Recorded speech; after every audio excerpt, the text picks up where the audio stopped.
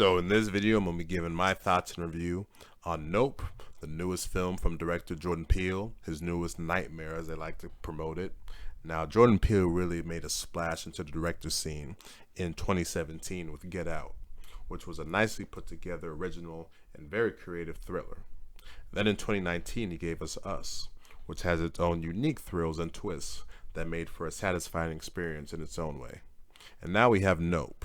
And in Nope, we have a brother and sister duo who live in a ranch in the middle of nowhere, and are horse wranglers, horse trainers.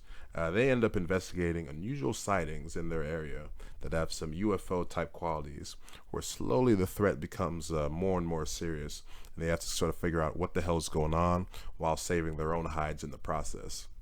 It's very hard to describe what kind of film Nope is, the kind of genre. Is it a horror film? I guess at times, but not just straight up horror. Is it a thriller? In part, sort of, I guess. It's definitely not a straight up blockbuster. I guess if you had to describe it, it's a one of a kind type film that provides an alien story that I can't say I've really seen before. The film builds and really earns its reveals. The threat starts off as mysterious in its fashion, and keeps you asking, what the hell is going on here? And then by the end, you see plenty of what the threat is and, what's going on, what it generally does, and all that kind of stuff. But amazingly enough, you still end up having a lot of questions in terms of what the hell was that? What was exactly this threat? And what just so many questions go through. And I love that. A movie that can eventually end up showing you a lot. There's still plenty of mystery and not just blurting out exactly what's going on. And that keeps your mind guessing just so many questions after the film and while you watch it, of course. Within the film, the characters that we follow here are the brother and sister duo that I mentioned before, played by Daniel Kaluuya and Keke Palmer.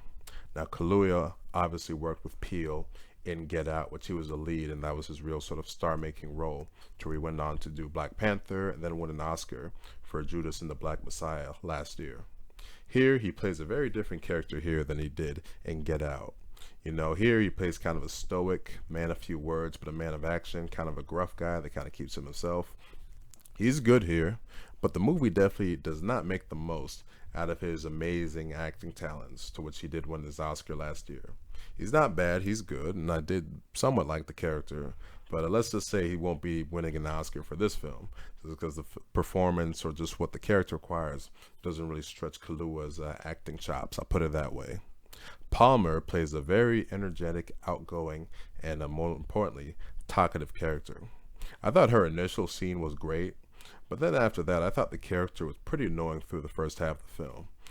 She was just too talkative, too energetic, to where she would constantly get in the way of what her brother was trying to do when his brother's trying to do some business or make a business deal, and she just keeps yapping away. It's just like, oh my God, just shut up, just stop talking for like 5 seconds or being so energetic.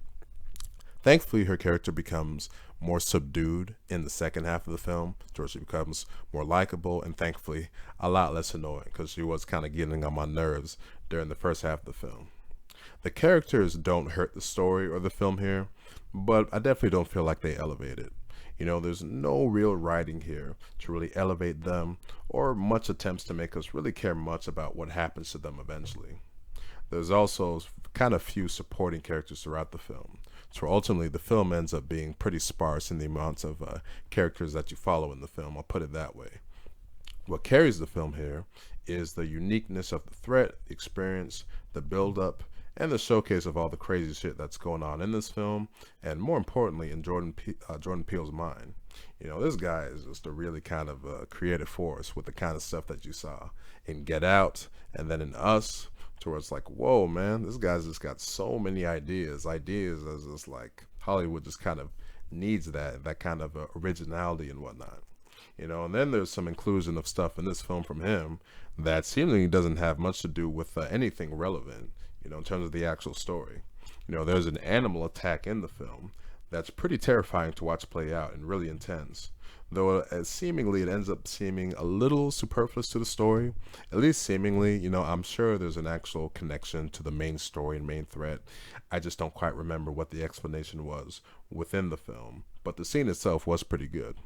Here, though, in the film, ultimately, you'll get your mystery, your moments of a real tension and unease, and even some large-scale blockbuster type imagery. So the film really puts some large-scale imagery out there to the end, towards like, whoa. Some of those shots were pretty impressive towards the end, and definitely nowhere near none of these kind of shots we saw in his previous efforts with Get Out and Us, which relatively were pretty small in scale by comparison.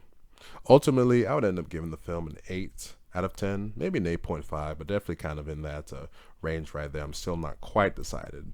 By the end, I did really enjoy the film. It earned its reveals in terms of what ultimately happened at the end, and it was a refreshing, original story to discover, something not often seen in today's movie landscape for a film as highly promoted as this.